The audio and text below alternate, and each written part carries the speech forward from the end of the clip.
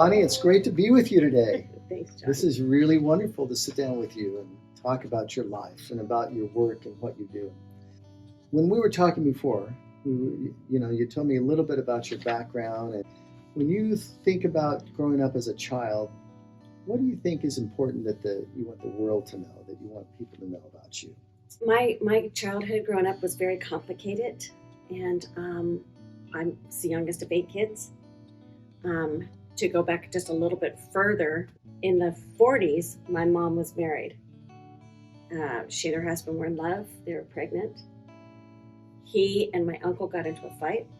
My uncle hit him. He ended up in the hospital, and he died. He also had tuberculosis. So my uncle went to prison for manslaughter. Oh. My mom ended up in a mental hospital. When my mom, and I don't know how many years later, got out of the hospital, she went to go visit my Uncle Dave in prison, who had been arrested for manslaughter. Oh. He introduced her to somebody who she started dating. When he got out of prison, she married him. That was my dad. I was the youngest of 8, and I just remember I was kind of the quiet one in the corner. My brothers and sisters were always in trouble with the law, and I just sat there in the corner thinking, whatever you're doing is wrong. So not only could you see that wasn't where you wanted to go, but you were okay with taking the harder road. You wanted to take the road that was against all odds, you might say. I saw them doing what they thought was the simple route, but it was getting them nowhere. The way I had really nice neighbors who had a nice home, they had a nice car, and I kind of wanted that. They didn't have the fireworks. I wanted a life without fireworks, even at a very young age, very emotionally intelligent.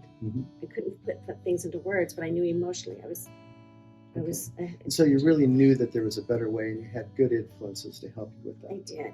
Yeah.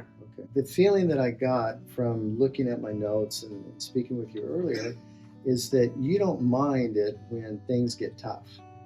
It seems to me that you have this resiliency that when things get tough, you're stepping up and you're making it happen.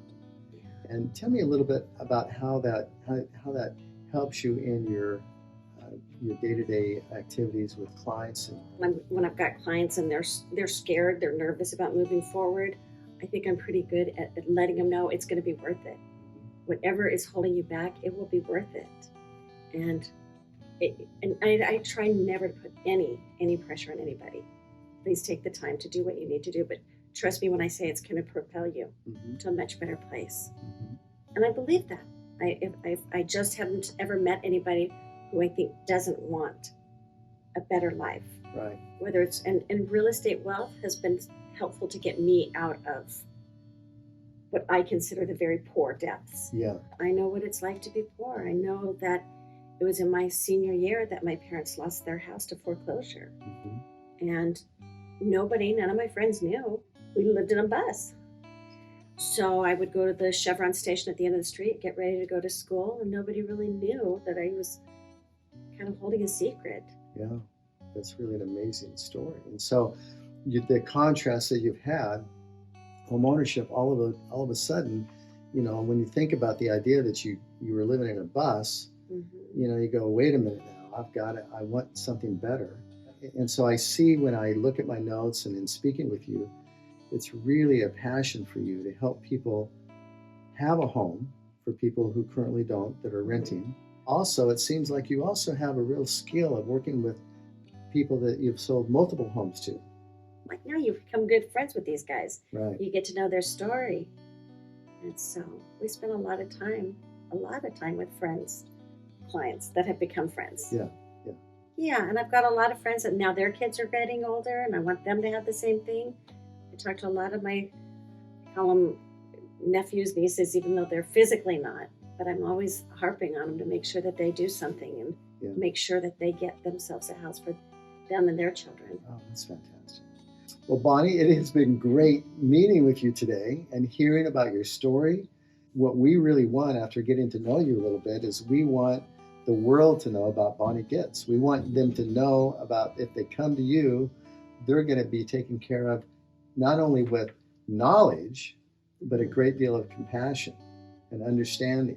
I mean, when you think about what it takes to navigate to buy a home today, it's really pretty stressful. It can be really a lot of anxiety. I mean, I'm just really awed by how much compassion and effort you put in to helping your clients really have a smooth, comfortable process. And when things get bumpy, you're there.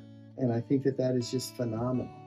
And I think here at Main Street, we want to support you, Bonnie, simply because you've got what it takes to really provide that kind of service and caring attitude for your clients. Yeah, I like to say I've got time and energy, and as long as it's going to take. That's great. Yeah. Well, thanks so much for being with us today. Alrighty. Thank you. Thanks.